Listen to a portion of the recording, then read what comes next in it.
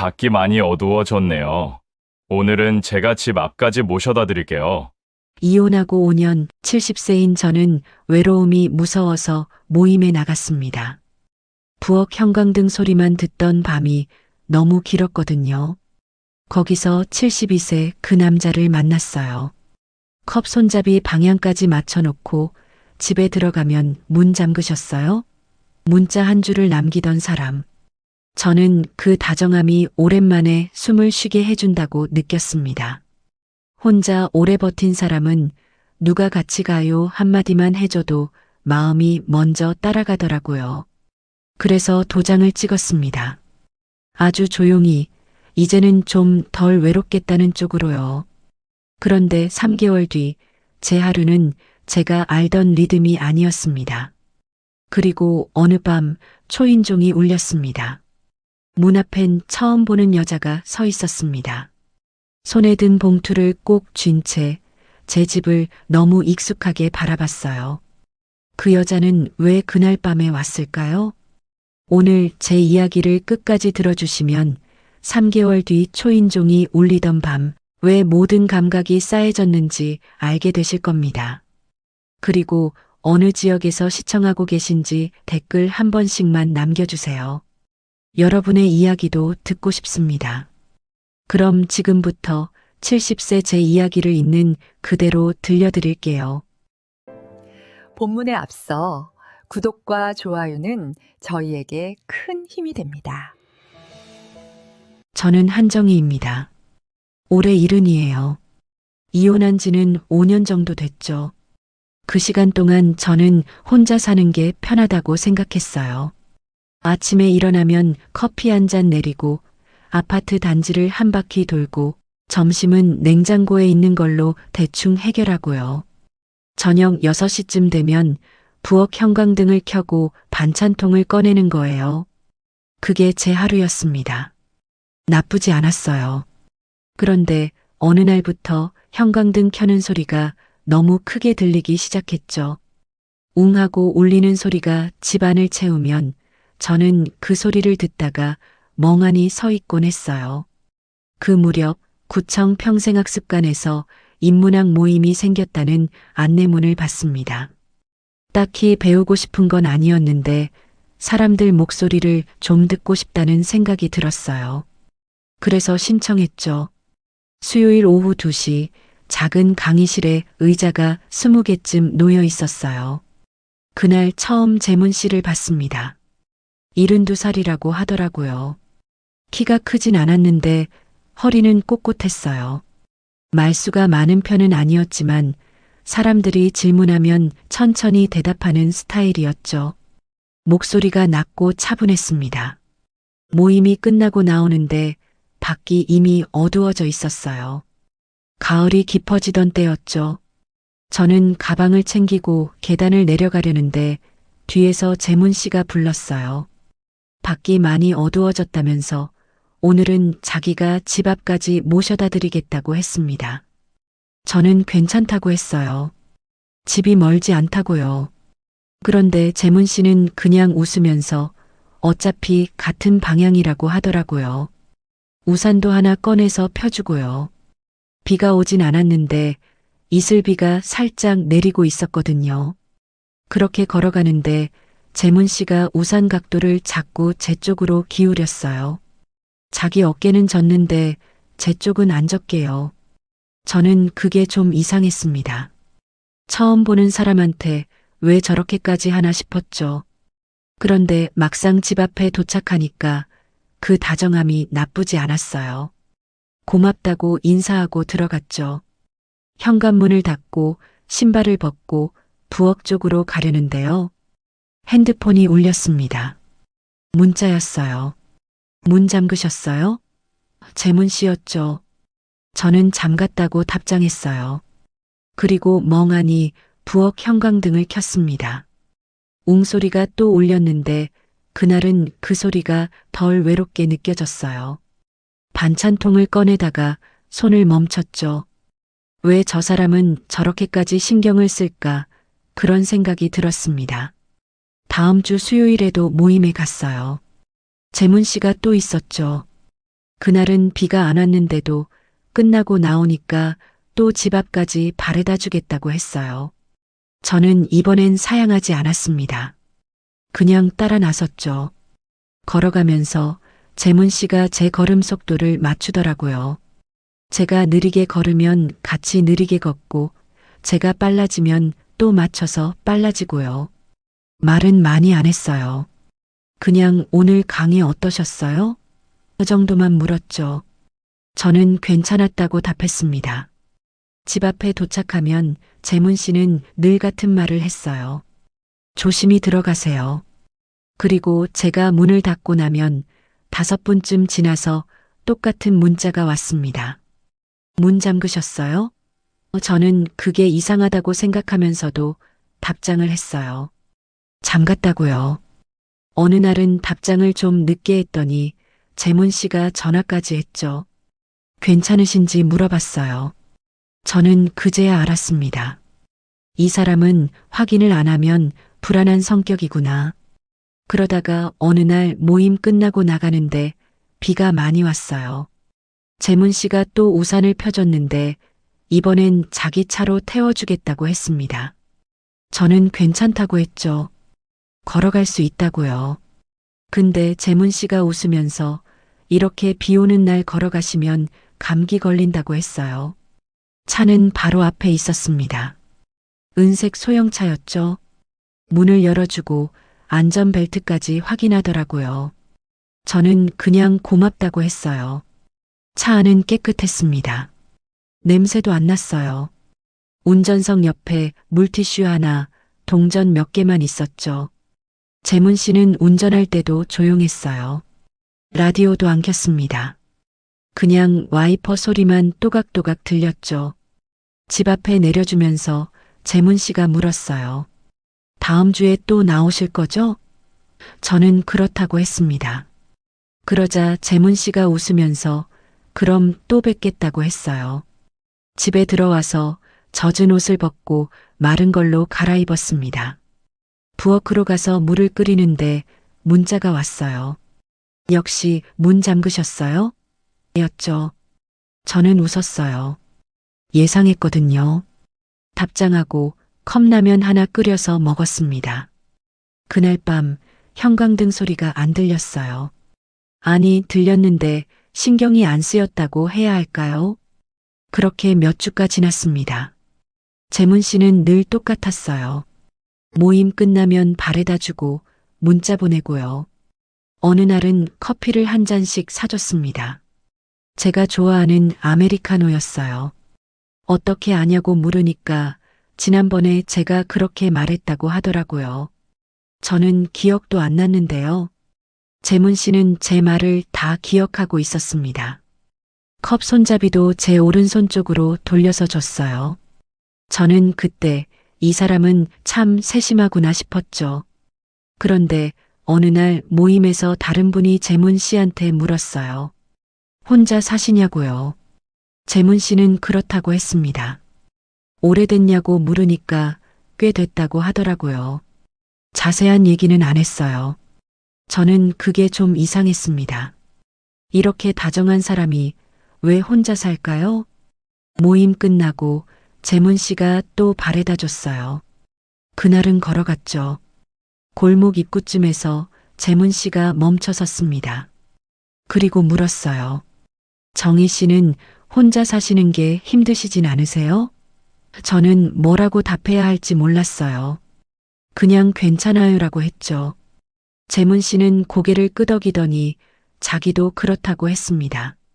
괜찮은데 가끔은 아닌 것 같기도 하다고요. 그 말이 묘하게 가슴에 남았어요. 저도 그랬거든요. 괜찮다고 생각하는데 가끔 형광등 소리 듣고 있으면 아닌 것 같기도 하고요. 집에 들어와서 반찬통을 꺼내다가 또 멈췄습니다. 문자가 왔어요. 문 잠그셨어요? 저는 이번엔 답장을 좀 늦게 했어요. 그냥 창밖을 보면서 재문 씨 생각을 했죠. 이 사람은 왜 저렇게까지 확인을 하고 싶어 할까요? 다음 주에 재문 씨가 제안을 했습니다. 모임 끝나고 저녁 한 끼 하자고요. 저는 괜찮다고 했어요. 가까운 식당으로 갔죠. 작은 백반집이었습니다.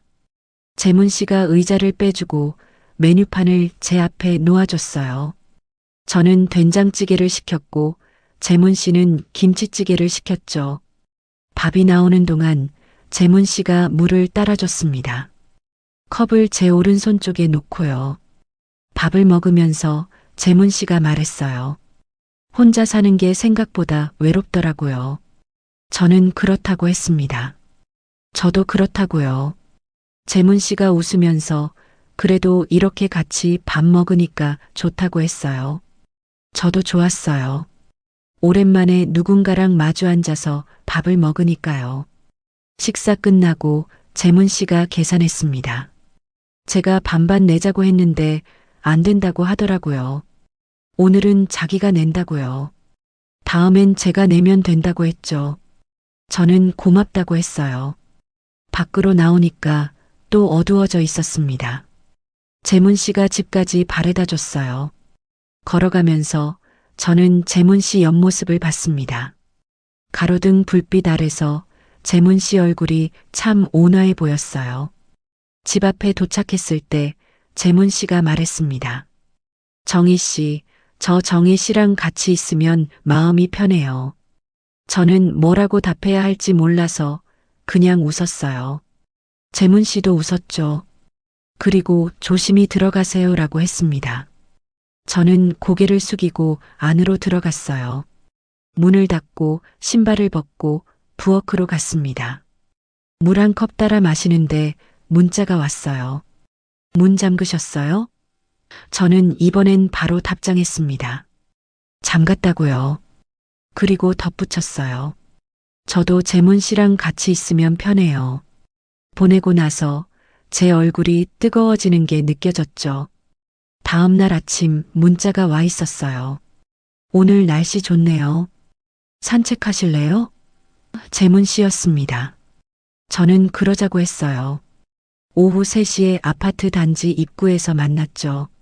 재문 씨가 모자를 쓰고 나왔어요. 저도 모자를 썼습니다. 같이 천천히 걸었어요. 재문 씨가 제 걸음에 맞춰주는 게 느껴졌죠. 1시간쯤 걷다가 벤치에 앉았습니다. 재문 씨가 편의점에서 산 커피 2개를 꺼냈어요. 하나를 제게 줬죠. 정희 씨 거예요. 아메리카노. 저는 고맙다고 했습니다. 커피를 마시면서 재문 씨가 물었어요. 정희 씨는 앞으로 어떻게 사실 생각이세요? 저는 잘 모르겠다고 했어요. 그냥 하루하루 사는 거죠. 재문 씨가 고개를 끄덕이더니 자기도 그렇다고 했습니다. 그런데 잠시 후에 재문 씨가 또 물었어요. 혼자 사는 게 계속 괜찮을까요? 저는 답을 못했습니다. 모르겠어요. 괜찮을 수도 있고 아닐 수도 있고요. 재문 씨는 제 대답을 기다렸어요. 저는 그냥 잘 모르겠어요라고 했죠. 재문 씨가 웃으면서 그래도 같이 있으면 덜 외롭긴 하다고 했습니다. 저도 그렇게 생각했어요.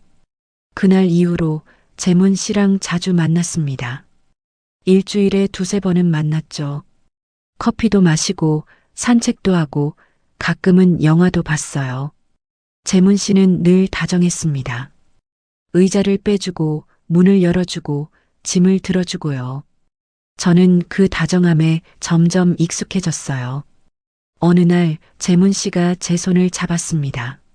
산책하다가요. 저는 놀라서 손을 빼려고 했는데 재문 씨가 조용히 말했어요. 괜찮아요. 그냥 이렇게 있고 싶어서요. 저는 그대로 뒀어요. 재문 씨 손이 따뜻했습니다. 저는 그 따뜻함이 오랜만이라는 생각이 들었죠. 그날 밤 집에 돌아와서 잠이 안 왔어요. 재문 씨 생각이 자꾸 났습니다. 따뜻한 손, 낮은 목소리, 다정한 눈빛. 저는 이 사람이랑 같이 있으면 정말 덜 외로울 것 같았어요. 형광등 소리도 안 들릴 것 같고요. 다음 주에 재문 씨가 물었습니다. 정희 씨, 저랑 함께 살 생각 없으세요? 저는 멈췄어요. 재문 씨가 웃으면서 갑작스럽다는 건 안다고 했어요. 근데 자기는 정혜 씨랑 같이 있고 싶다고요. 저는 대답을 못했습니다. 너무 갑작스러웠거든요. 재문 씨가 천천히 생각해 보라고 했어요. 급한 건 아니라고요.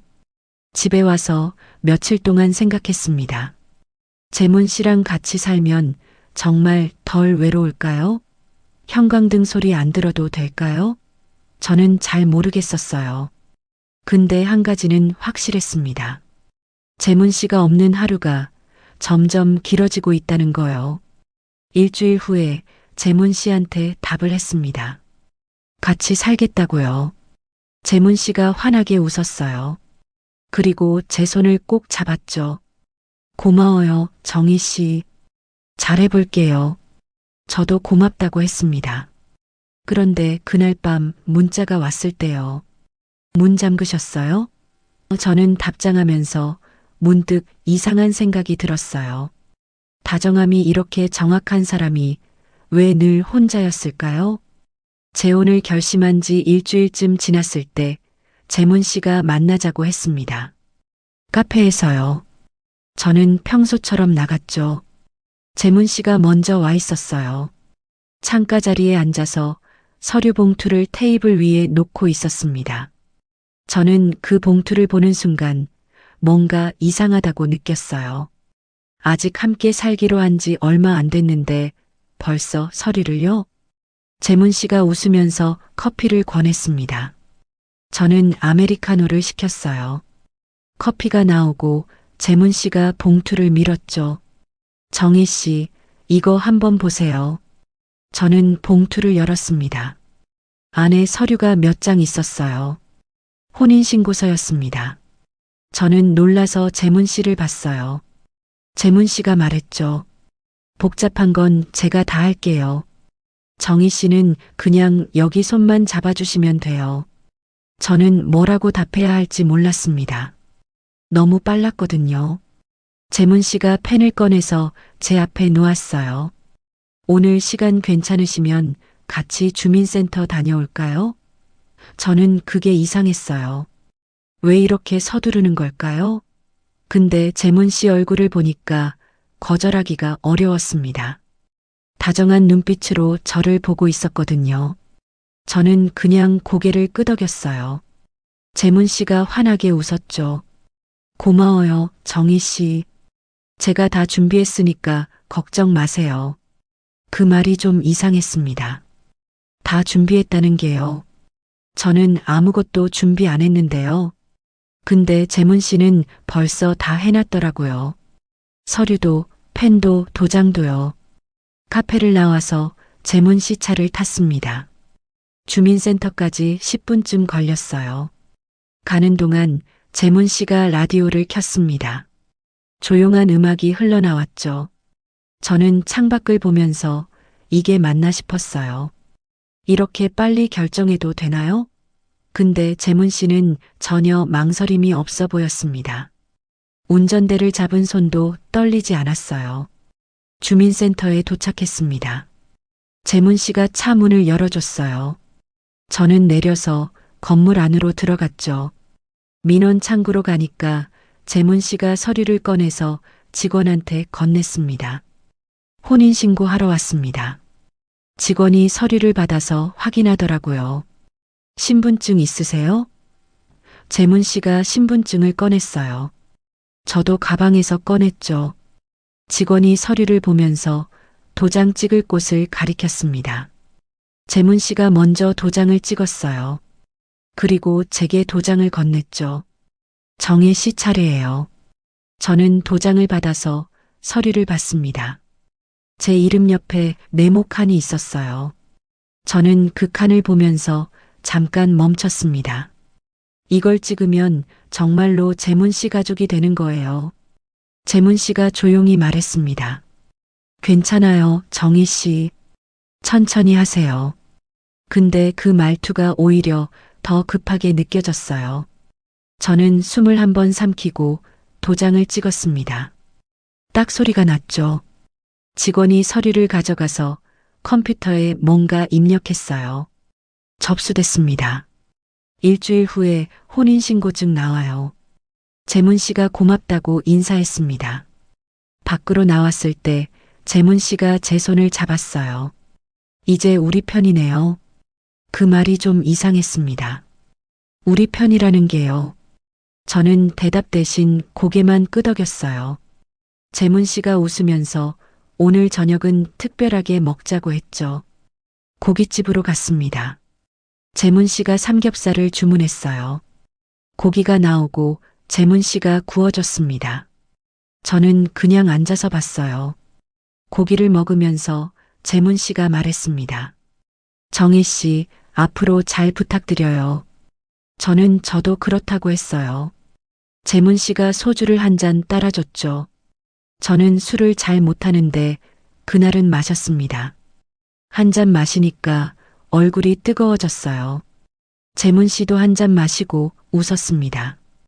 오래 혼자 살았는데 이제 외롭지 않겠네요. 저도 그렇게 생각했어요. 식사 끝나고 재문 씨가 계산했습니다. 집으로 가는 길에 재문 씨가 물었어요. 정혜 씨 집에 짐 많아요? 저는 별로 없다고 했죠. 옷이랑 살림살이 조금이요. 재문 씨가 그럼 주말에 같이 정리하자고 했습니다. 저는 괜찮다고 했어요. 혼자서도 할 수 있다고요. 근데 재문 씨가 안 된다고 하더라고요. 제가 도와드릴게요. 혼자 하시면 힘드시잖아요. 저는 그냥 고맙다고 했습니다. 집에 도착했을 때 재문 씨가 또 물었어요. 문 잠그셨어요? 저는 아직 안 들어갔다고 했죠. 재문 씨가 웃으면서 그럼 들어가서 잠그라고 했습니다. 저는 안으로 들어가서 문을 잠갔어요. 그리고 문자를 보냈죠. 잠갔어요. 재문 씨한테서 바로 답장이 왔습니다. 잘 자요, 정희 씨. 내일 봐요.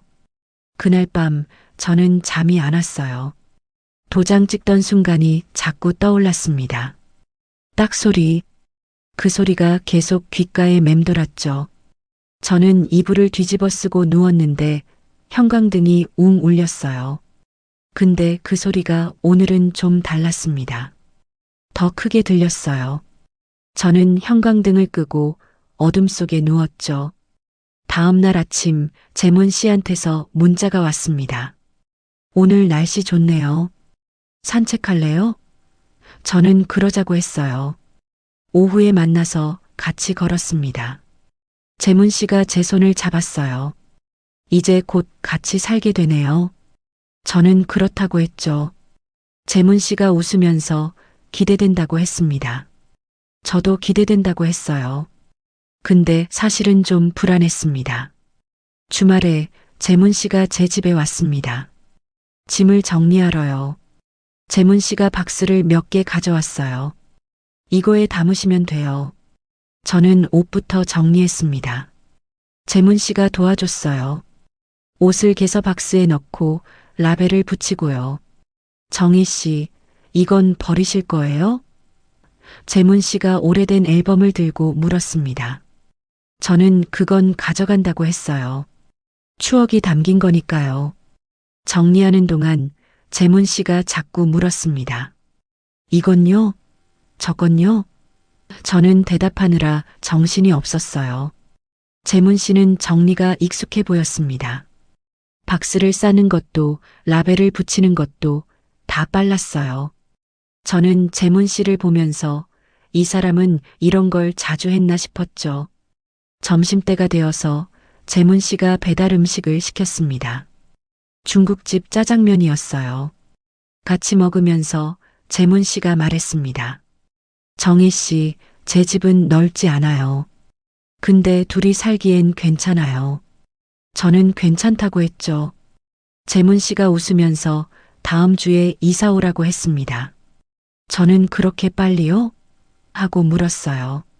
재문 씨가 빠를수록 좋다고 하더라고요. 혼자 사는 게 외로우시잖아요. 저는 그 말에 대답을 못했습니다. 맞는 말이긴 한데 왜 이렇게 서두르는 걸까요? 재문 씨는 짜장면을 먹으면서 계속 웃고 있었어요. 저는 그 웃음이 좀 이상하게 느껴졌습니다. 너무 밝았거든요. 짐 정리가 끝나고 재문 씨가 박스를 차에 실었습니다. 다음 주 토요일에 나머지도 가져올게요. 저는 알겠다고 했어요. 재문 씨가 가고 나서 저는 텅 빈 집을 봤습니다. 박스만 몇 개 남아 있었죠. 저는 부엌으로 가서 물 한 컵 따라 마셨어요. 형광등이 웅 울렸습니다. 저는 그 소리를 들으면서 이제 이 소리를 안 들어도 되겠구나 싶었어요. 다음 주 토요일 재문 씨가 왔습니다. 나머지 짐을 싣고 재문 씨 집으로 갔어요. 아파트 3층이었습니다. 엘리베이터를 타고 올라가서 문을 열었죠. 집안은 깨끗했어요. 냄새도 안 났습니다. 거실이 좀 좁았는데 재문 씨 말대로 둘이 살기엔 괜찮아 보였어요. 재문 씨가 짐을 들여놓고 방을 보여줬습니다. 여기가 정혜 씨 방이에요. 작은 방이었어요. 창문이 하나 있었죠. 저는 짐을 풀기 시작했습니다. 재문 씨가 도와줬어요. 옷을 옷장에 넣고 앨범은 선반에 올렸죠. 정혜 씨, 불편한 거 있으면 언제든지 말씀하세요. 저는 고맙다고 했습니다. 저녁 때 재문 씨가 밥을 했습니다. 된장찌개랑 계란말이였어요. 같이 먹으면서 재문 씨가 말했죠. 이제 매일 이렇게 같이 먹을 수 있네요. 저는 그렇다고 했어요. 재문 씨가 웃었습니다. 저도 웃었죠. 근데 웃으면서도 뭔가 불편한 느낌이 들었어요. 이 집이 아직 낯설어서 그런가요? 밤이 되어서 재문 씨가 일찍 주무세요라고 했습니다. 저는 방으로 들어가서 이불을 펴고 누웠어요. 창밖에서 차 소리가 들렸습니다. 저는 천장을 보면서 이제 여기서 사는구나 싶었죠. 재문 씨가 옆방에 있고 저는 여기 있고요. 혼자가 아니에요. 근데 왜 더 외로운 느낌이 들까요? 다음 날 아침 재문 씨가 먼저 일어났습니다. 부엌에서 소리가 났어요. 저는 일어나서 나갔죠. 재문 씨가 커피를 내리고 있었습니다. 일어나셨어요? 커피 드릴게요. 저는 고맙다고 했어요. 커피를 받아서 마셨죠. 재문 씨가 토스트도 구웠습니다. 같이 먹어요. 저는 토스트를 먹으면서 재문 씨를 봤어요. 재문 씨는 웃고 있었는데 그 웃음이 어제랑 똑같았습니다. 며칠이 지났습니다. 재문 씨랑 같이 사는 게 익숙해지기 시작했어요. 아침에 일어나면 재문 씨가 커피를 주고 저녁에는 같이 밥을 먹고요. 재문 씨는 늘 다정했습니다. 오늘 어떠셨어요? 불편한 거 없으세요? 계속 물었어요. 저는 괜찮다고 했죠. 근데 어느 날 이상한 걸 발견했습니다. 재문 씨가 약을 먹더라고요. 아침마다 작은 약통을 꺼내서 알약 몇 개를 먹었어요. 저는 무슨 약이냐고 물었습니다. 재문 씨가 웃으면서 그냥 건강보조제라고 하더라고요. 저는 그런가 싶었어요. 근데 며칠 후에 재문 씨가 속이 안 받네라고 말했습니다. 아침 먹다가요. 저는 괜찮냐고 물었어요. 재문 씨가 고개를 끄덕이면서 괜찮다고 했죠. 근데 표정이 안 좋아 보였습니다. 저는 병원 가보라고 했어요.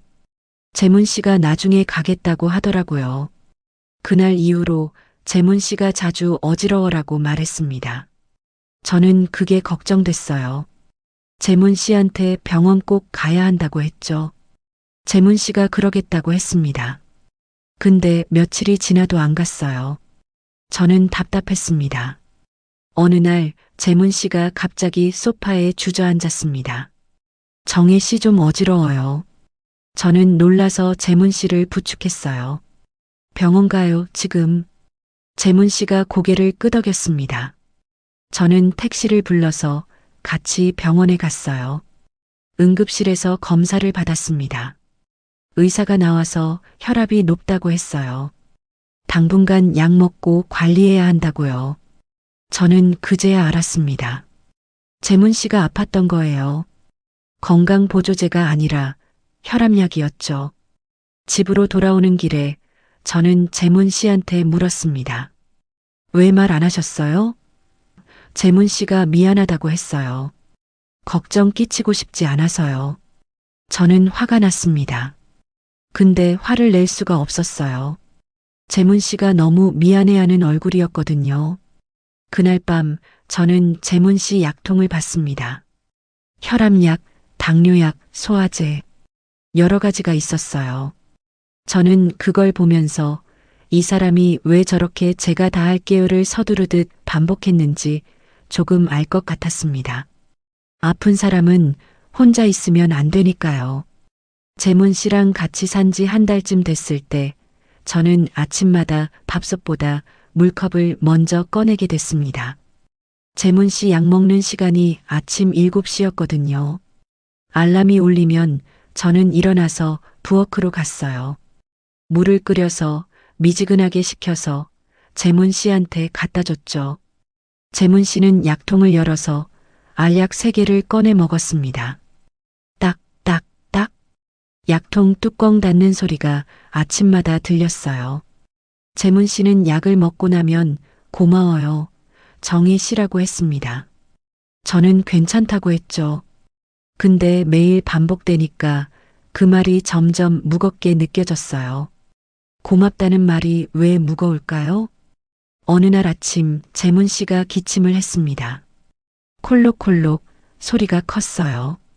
저는 물을 더 따라줬죠. 재문 씨가 마시고 속이 안 받네라고 했습니다. 저는 아침 먹기 싫으면 안 먹어도 된다고 했어요. 재문 씨가 고개를 저었습니다. 먹어야죠. 약 먹으려면요.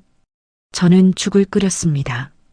재문 씨가 조금 먹고 약을 먹었어요. 그날 이후로 저는 아침마다 죽을 끓였습니다. 재문 씨 속이 안 좋으니까요. 쌀을 씻고 물을 붓고 약한 불에 오래 끓였죠. 죽이 끓는 동안 저는 부엌에 서서 기다렸어요. 가끔 저어주고 간 보고요. 재문 씨가 일어나면 죽을 그릇에 담아서 식탁에 놓았습니다. 재문 씨는 천천히 먹었어요. 한 숟가락 먹고 쉬고 또 한 숟가락 먹고요. 저는 그 모습을 보면서 재문 씨가 점점 약해지는 것 같다고 느꼈습니다. 한 달 전만 해도 아침을 잘 먹었는데 이제는 죽도 다 못 먹었거든요. 어느 날 재문 씨가 정희 씨, 오늘 병원 가야 해요라고 했습니다. 정기 검진 날이라고요. 저는 같이 가겠다고 했어요.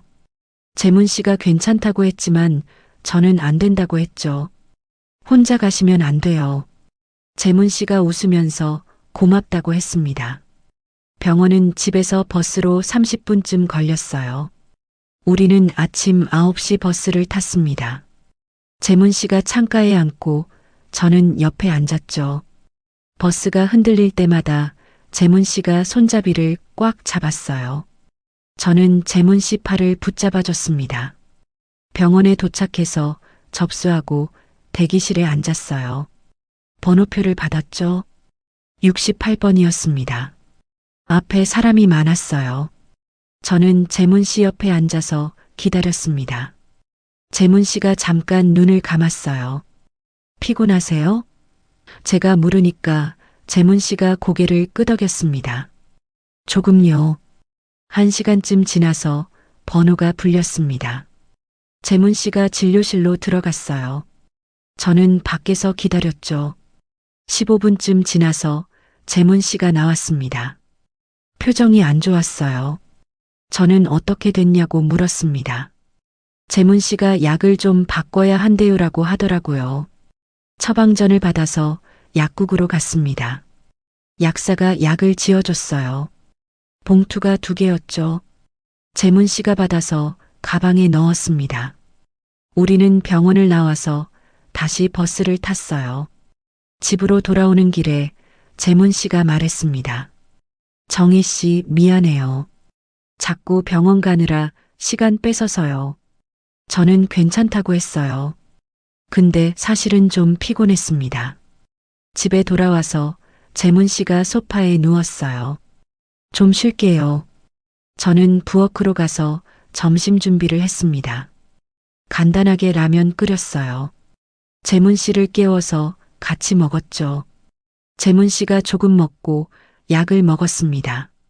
새로 받은 약이었어요. 그날 이후로 병원 가는 날이 늘어났습니다.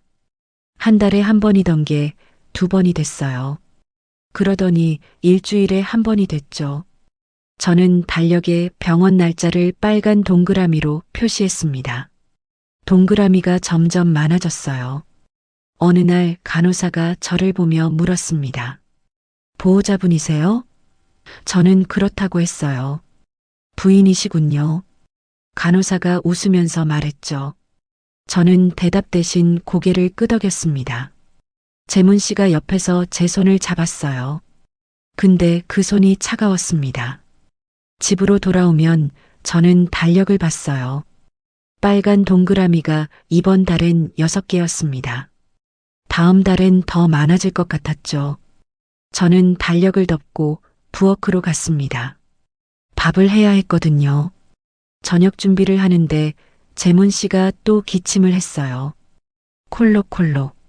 저는 부엌에서 나가서 물을 줬습니다. 재문 씨가 마시고 고마워요라고 했죠. 저는 괜찮다고 했어요. 근데 괜찮지 않았습니다. 저는 점점 피곤해지고 있었거든요.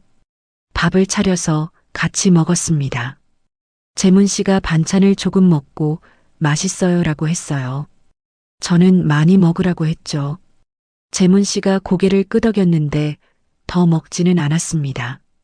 약을 먹어야 해서 조금만 먹는다고 하더라고요. 식사 끝나고 설거지를 했습니다. 재문 씨가 소파에 앉아서 TV를 봤어요. 저는 설거지하면서 재문 씨 뒷모습을 봤습니다. 등이 좀 굽어 보였어요. 한 달 전보다요. 밤이 되어서 재문 씨가 먼저 방으로 들어갔습니다. 먼저 잘게요, 정희 씨. 저는 알겠다고 했어요. 재문 씨 방 불이 꺼졌죠. 저는 거실에 앉아서 달력을 또 봤습니다. 빨간 동그라미. 다음 주 화요일, 목요일, 토요일. 3개였어요. 저는 달력을 덮고 제 방으로 들어갔습니다. 이불을 펴고 누웠는데 잠이 안 왔어요. 재문 씨 기침 소리가 벽 너머로 들렸습니다. 콜록콜록. 저는 귀를 막고 싶었어요. 근데 막지 못했죠. 다음 날 아침 알람이 7시에 울렸습니다. 저는 일어나서 부엌으로 갔어요. 물을 끓이고 미지근하게 식혔죠. 재문 씨 방으로 가서 노크했습니다. 재문 씨, 약 먹을 시간이에요. 재문 씨가 문을 열었어요. 눈이 퉁퉁 부어 있었습니다. 어젯밤에 잠을 못 잤어요. 저는 물컵을 건넸습니다. 재문 씨가 받아서 약을 먹었어요. 아침을 준비하는 동안 재문 씨가 소파에 앉아 있었습니다. 저는 죽을 끓였어요. 쌀 씻고 물 붓고 끓이고요. 죽이 끓는 동안 저는 가만히 서 있었습니다. 밥솥 소리만 들렸어요. 보글보글. 저는 그 소리를 들으면서 이게 제 하루구나 싶었습니다. 죽이 다 되어서 그릇에 담았습니다. 재문 씨한테 갖다 줬어요. 재문 씨가 먹기 시작했죠. 한 숟가락 쉬고 또 한 숟가락. 저는 재문 씨를 보다가 부엌으로 돌아갔습니다. 설거지할 게 쌓여 있었거든요. 설거지하는데 재문 씨가 불렀습니다. 정희 씨, 물 좀 더 주세요. 저는 물을 따라서 갖다 줬어요. 재문 씨가 마시고 고마워요라고 했죠. 저는 대답 없이 고개만 끄덕였습니다. 며칠이 지났습니다. 저는 점점 발소리를 줄이며 움직이게 됐어요.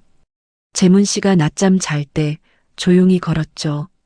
부엌에서 설거지할 때도 소리 안 나게 했습니다. 재문 씨가 깨면 안 되니까요. 집안 공기가 달라졌습니다. 살림이 아니라 관리 같았어요. 저는 밥하고 약 챙기고 병원 가고 설거지하고요. 그게 제 하루였습니다. 제 시간은 없었어요. 다 재문 씨 시간이었죠.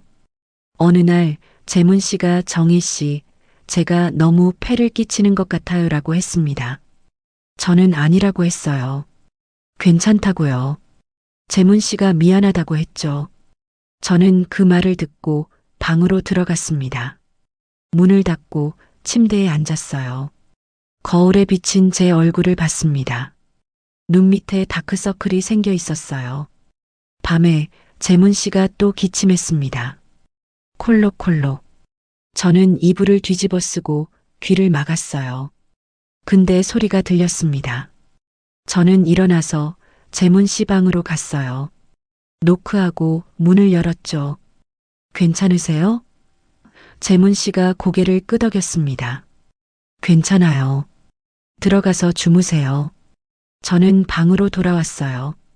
다음 날 아침 알람이 울렸습니다. 7시. 저는 일어나서 물을 끓였어요. 재문 씨한테 갖다 줬죠.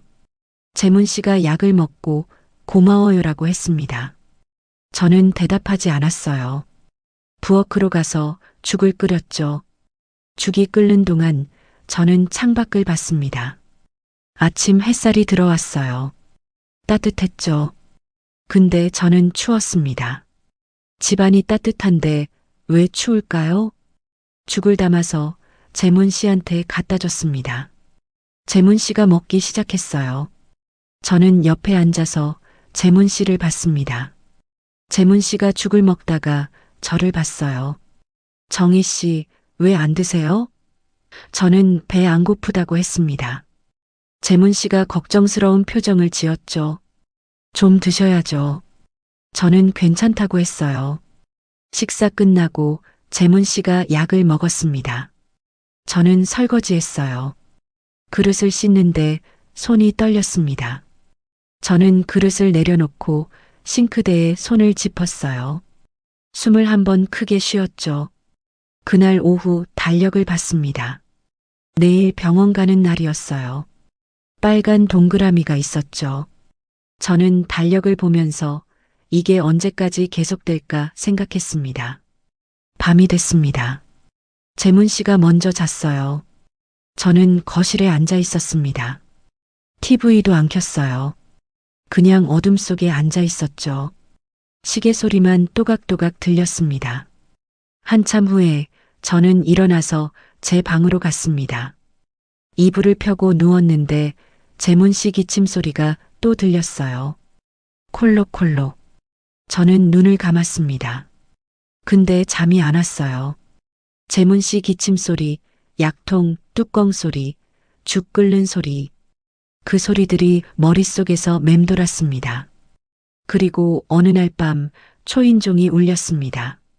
딩동. 저는 놀라서 일어났어요. 누가 이 시간에 올까요? 문 앞에 선 여자는 40대 초반쯤 되어 보였습니다. 단정한 옷차림에 손에 봉투를 들고 서 있었어요. 저는 누구냐고 물었죠. 여자가 웃으면서 박소연이라고, 재문 씨 딸이라고 자기소개를 했습니다. 저는 놀랐어요. 재문 씨한테 딸이 있었다는 얘기를 한 번도 못 들었거든요. 들어오세요. 제가 말하니까 소연 씨가 안으로 들어왔습니다. 현관에서 신발을 벗는 동작이 익숙했어요. 여기 처음 온 게 아닌 것 같았죠. 거실로 안내했습니다. 소연 씨가 주위를 둘러봤어요. 눈빛이 빨랐습니다. 소파, 식탁, 부엌 쪽까지 쭉 훑어보더라고요. 아버지 어디 계세요? 소연 씨가 물었어요. 저는 방에서 쉬고 계신다고 답했죠. 그때 재문 씨 방 문이 열렸습니다. 재문 씨가 나오더니 소연 씨를 보고 놀란 표정을 지었어요. 소연아, 왜 왔어? 목소리가 떨렸습니다. 소연 씨가 봉투를 들어 보이며 답했어요. 약이 바뀌어서 가져다 드리러 왔다고요. 저는 이상했습니다. 약은 병원에서 받는 건데 왜 딸이 직접 가져와요? 소연 씨가 소파에 앉으면서 봉투를 열었어요. 손놀림이 빨랐죠. 약봉지를 꺼내서 테이블 위에 정리하는데 너무 익숙해 보였습니다. 이런 걸 여러 번 해본 사람처럼요. 재문 씨가 옆에 앉았습니다. 소연 씨가 약을 하나씩 가리키며 설명했어요. 이건 아침에 드시고 이건 저녁 식후예요. 재문 씨가 고개를 끄덕이며 들었죠. 저는 부엌에서 물을 따라왔습니다. 소연 씨한테 건네니까 고맙다고 하더라고요. 물을 한 모금 마시고 소연 씨가 제 쪽을 봤습니다. 정희 씨시죠? 처음 뵙겠습니다. 말투는 공손했어요. 근데 눈빛은 달랐습니다. 뭔가 확인하는 것 같았어요. 저는 그렇다고 답했죠. 요즘 병원은 누가 같이 가세요? 소연 씨가 자연스럽게 물었습니다. 저는 제가 간다고 답했어요. 소연 씨가 그렇군요 하고 고개를 끄덕였죠. 그리고 잠시 후에 또 물었습니다. 연락은 어머님 번호로 되어 있죠? 저는 무슨 말인지 몰라서 망설였어요. 재문 씨가 대신 답했습니다. 정희 씨 번호로 다 바꿨다고요. 소연 씨가 아하고 짧게 답하더니 웃었어요. 근데 그 웃음이 이상했습니다. 뭔가 예상했던 답을 들은 것 같은 표정이었죠. 소연 씨가 가방에서 수첩을 꺼냈습니다. 아버지, 다음 주 목요일 검진 날짜 확인하셨어요? 재문 씨가 기억 안 난다고 하니까 소연 씨가 수첩을 펼쳐 보여줬어요. 오전 10시라고 적혀 있었죠. 그날 같이 가실 거죠? 소연 씨가 제게 물었습니다. 저는 그렇다고 했어요.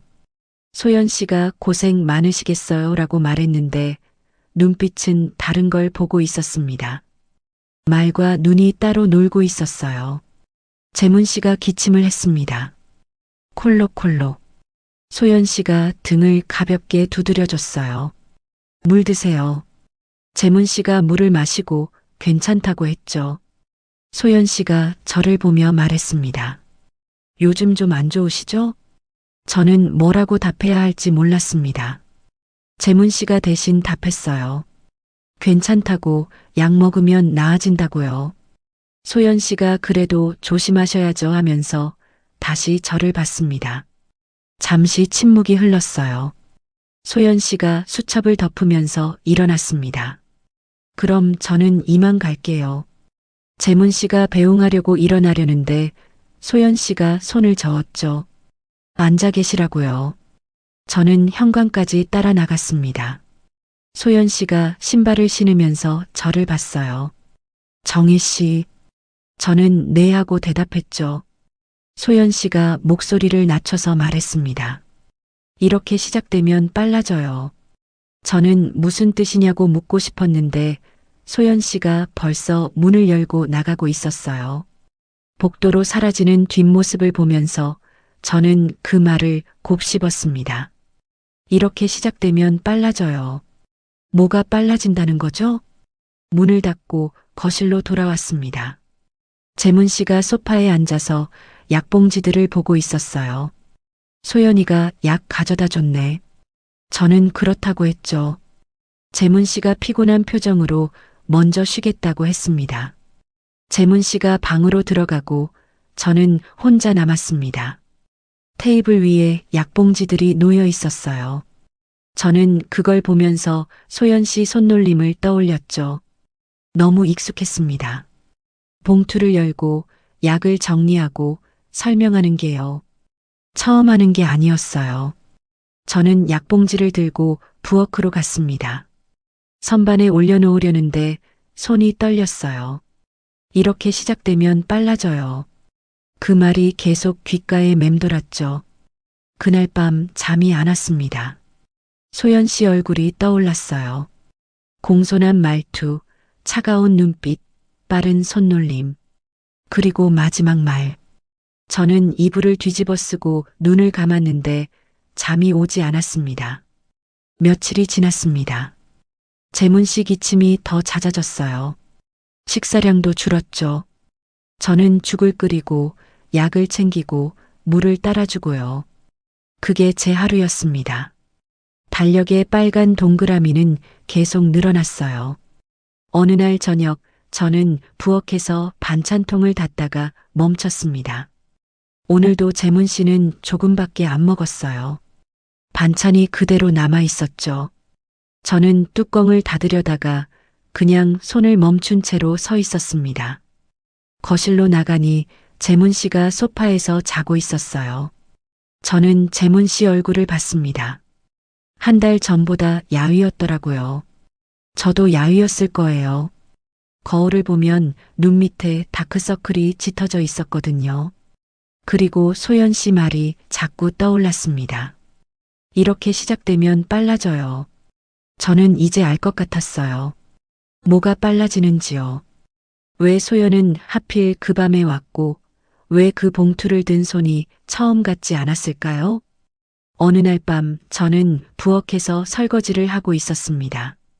재문 씨는 벌써 방에 들어가서 쉬고 있었어요. 저는 그릇을 씻으면서 창밖을 봤죠. 어두웠습니다. 가로등 불빛만 희미하게 들어왔어요. 설거지를 끝내고 행주로 손을 닦았습니다. 거실로 나왔어요. 소파에 앉으려다가 그냥 서 있었죠. 앉고 싶지 않았습니다.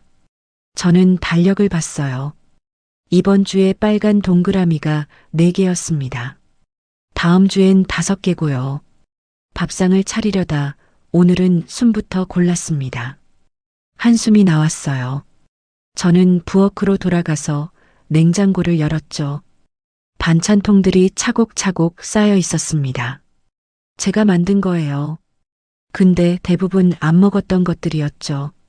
저는 냉장고 문을 닫고 싱크대에 손을 짚었습니다. 이게 맞나 싶었어요.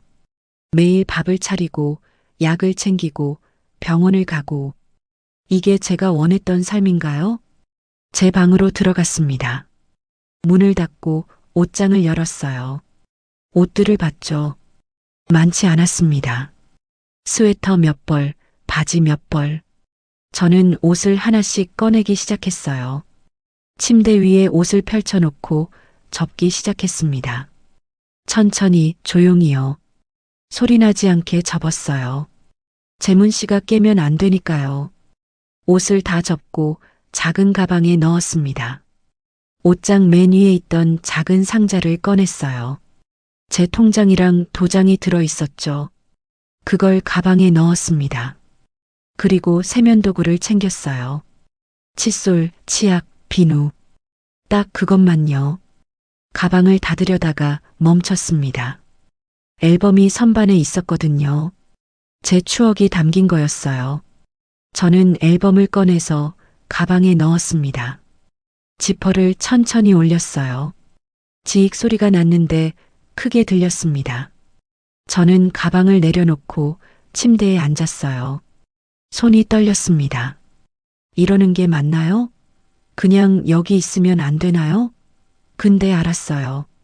여기 더 있으면 저는 저를 잃을 것 같았습니다. 밤에 재문 씨 방에서 기침 소리가 들렸습니다. 콜록콜록. 저는 귀를 막고 싶었어요. 근데 막지 못했죠. 기침 소리가 멈추고 다시 조용해졌습니다. 저는 일어나서 발소리를 죽이고 가방을 들었어요.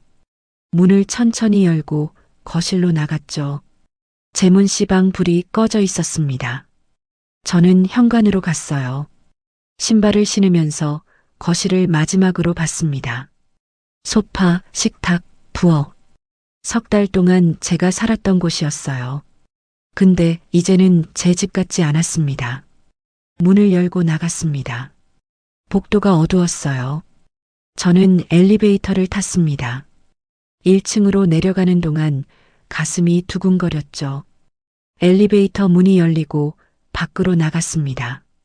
밤 공기가 차갑게 느껴졌어요. 저는 가방을 들고 걷기 시작했습니다. 어디로 가야 할지 몰랐어요. 그냥 걸었죠. 버스 정류장이 보였습니다. 저는 거기 앉아서 핸드폰을 꺼냈어요. 인터넷으로 단기 임대방을 검색했습니다. 몇 개가 나왔죠. 저는 제일 가까운 곳에 전화했어요. 여보세요, 방 아직 있나요? 주인이 있다고 했습니다. 지금 와도 되냐고 물으니까 괜찮다고 하더라고요. 저는 주소를 받아 적고 택시를 잡았습니다. 택시에 탔어요. 기사님한테 주소를 알려줬죠. 택시가 출발했습니다. 창밖을 보면서 저는 재문 씨 아파트를 봤어요. 3층에 불이 꺼져 있었습니다. 재문 씨는 아직 자고 있을 거예요. 20분쯤 지나서 도착했습니다. 작은 건물이었어요. 주인이 밖에 나와 있었죠. 저를 보더니 안으로 안내했습니다. 계단을 올라가서 2층 끝방이었어요. 문을 열어주면서 주인이 말했습니다. 한 달치 먼저 내셔야 해요. 저는 가방에서 돈을 꺼내서 건넸어요. 주인이 받아서 영수증을 줬죠. 열쇠 여기 있어요. 저는 열쇠를 받았습니다. 주인이 나가고 저는 혼자 남았어요. 방은 작았습니다. 침대 하나, 책상 하나, 옷장 하나. 창문은 작았어요. 형광등이 웅 울렸습니다. 차갑게요. 저는 가방을 내려놓고 침대에 앉았습니다. 방 안을 둘러봤어요. 아무것도 없었죠. 달력도 약봉지도 죽 끓이는 소리도요. 그냥 조용했습니다. 핸드폰이 울렸어요. 재문 씨였습니다. 저는 핸드폰을 보다가 받지 않았어요. 벨소리가 멈췄죠. 잠시 후에 문자가 왔습니다. 정희 씨, 어디 계세요? 저는 문자를 읽고 답장하지 않았습니다. 또 전화가 왔어요. 이번에도 받지 않았죠. 벨소리가 멈추고 다시 문자가 왔습니다. 걱정돼요. 연락 주세요. 저는 핸드폰을 내려놓았습니다. 한참 후에 저는 답장을 보냈어요. 딱 한 줄만요. 내일 전화 드릴게요. 보내고 나서 핸드폰을 껐습니다. 방 안이 너무 조용했습니다. 저는 침대에 누웠어요. 천장을 봤죠. 형광등이 웅 울리고 있었습니다. 그 소리를 들으면서 저는 생각했어요. 이제 어떻게 되는 걸까요? 다음 날 아침 7시에 눈이 떠졌습니다. 알람이 없었는데도요. 저는 몸이 기억하고 있었어요. 7시에 일어나서 물을 끓이고 약을 챙기던 시간을요. 근데 오늘은 안 해도 됐습니다. 저는 침대에 그냥 누워 있었어요. 천장을 보면서 아무것도 안 했죠. 물 끓이는 소리도 약통 뚜껑 소리도 없었습니다. 1시간쯤 지나서 저는 일어났어요. 세면대로 가서 찬물로 얼굴을 씻었습니다. 거울을 봤죠. 눈 밑에 다크서클이 여전히 있었어요. 근데 표정이 달라 보였습니다. 밖으로 나갔습니다. 근처에 편의점이 있었어요. 들어가서 삼각김밥 하나랑 우유 하나를 샀죠. 계산하고 밖에 있는 벤치에 앉았습니다. 삼각김밥을 뜯어서 먹었어요. 천천히요. 급할 게 없었습니다. 우유를 마시면서 거리를 봤어요. 사람들이 지나다니고 있었죠. 다들 어디론가 가고 있었습니다. 저도 어디론가 가야 했어요. 근데 어디로요? 저는 잘 몰랐습니다. 그냥 오늘은 여기 앉아 있기로 했어요. 핸드폰을 켰습니다. 부재중 전화가 10통이었어요. 다 재문 씨였죠. 문자도 여러 개 왔습니다. 어디 계세요? 무슨 일 있어요? 연락 주세요. 저는 문자를 읽고 한참 생각했습니다. 그리고 전화를 걸었어요. 재문 씨한테요. 2번 울리고 받았습니다.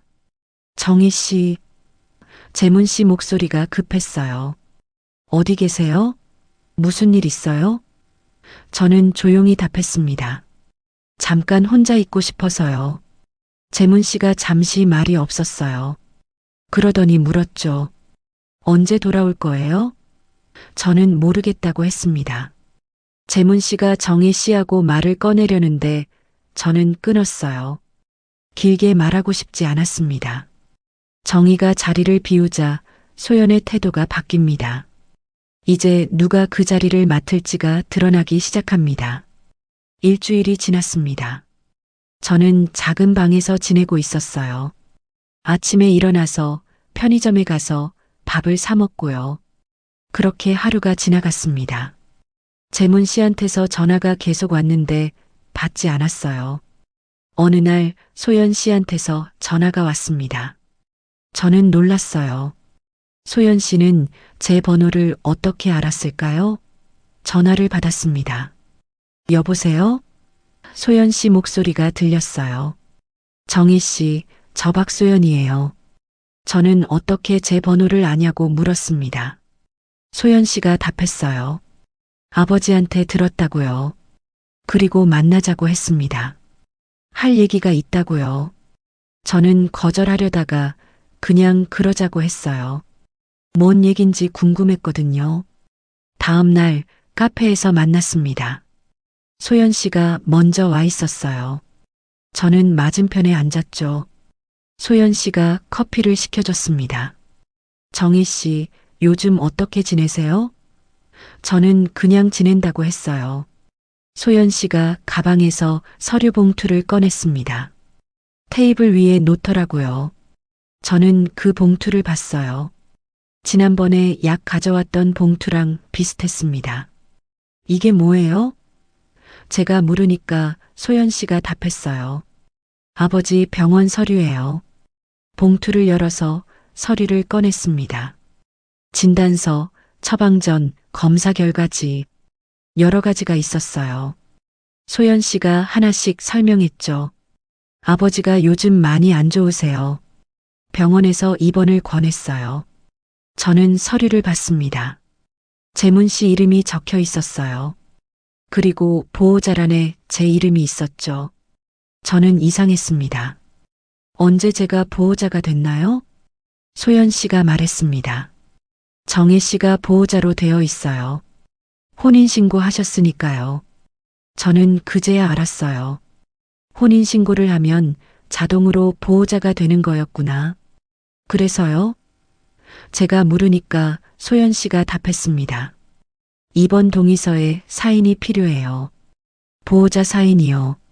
저는 서류를 봤어요. 밑에 사인란이 있었죠. 소연 씨가 펜을 꺼내서 제 앞에 놓았습니다.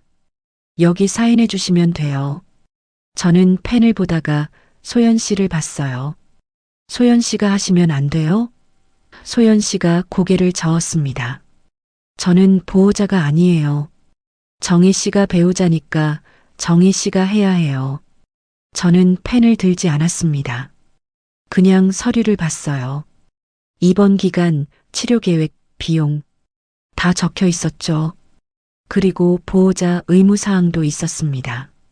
병원 동행, 간병, 서명, 연락 담당. 저는 그걸 읽으면서 소연 씨 말이 떠올랐어요. 이렇게 시작되면 빨라져요. 이제 알았습니다. 뭐가 빨라지는지요. 병이 아니라 보호자 역할이 빨라지는 거였어요. 소연 씨, 제가 불렀어요. 소연 씨가 저를 봤죠. 네. 저는 물었습니다. 전 부인도 이랬나요? 소연 씨가 잠깐 멈췄어요. 그리고 고개를 끄덕였습니다. 네. 어머니도 그러셨어요. 저는 더 물었어요. 몇 년 동안요? 소연 씨가 답했습니다. 5년이요. 어머니가 돌아가시기 전까지요. 저는 숨을 삼켰습니다. 5년. 그 시간을 견뎠다는 거예요? 그래서 저는 조용히 말했습니다. 재문 씨가 저한테 빨리 도장 찍자고 한 거군요. 소연 씨가 아무 말 안 했어요. 저는 계속 말했죠. 보호자가 필요했으니까요. 소연 씨가 고개를 끄덕였습니다. 정희 씨, 이해해 주세요. 아버지도 혼자 있기 힘드셨어요. 저는 웃었어요. 쓴웃음이었죠. 저도 혼자 있기 힘들어서 결혼했는데 알고 보니 보호자가 된 거네요. 소연 씨가 펜을 다시 밀었습니다. 그래도 사인은 해주셔야 해요. 정혜 씨가 배우자니까요. 저는 펜을 보다가 물었어요. 제가 사인 안 하면 어떻게 돼요? 소연 씨가 답했습니다. 입원을 못해요. 보호자 동의 없이는요. 저는 고개를 끄덕이고 서류를 밀어냈습니다. 죄송한데 저는 못하겠어요. 소연 씨가 놀란 표정을 지었어요. 뭐라고요? 저는 다시 말했습니다. 사인 못하겠어요.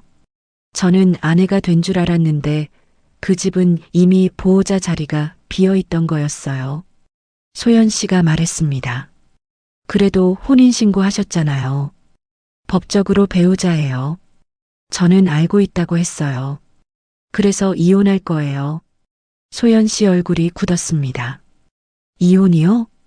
저는 그렇다고 했죠. 저는 그 집의 시간을 더는 제 하루로 만들지 않기로 했습니다. 저는 일어났어요. 소연 씨가 뭐라고 말하려고 했는데 저는 듣지 않았습니다. 카페를 나와서 걸었죠. 마음이 가벼웠어요.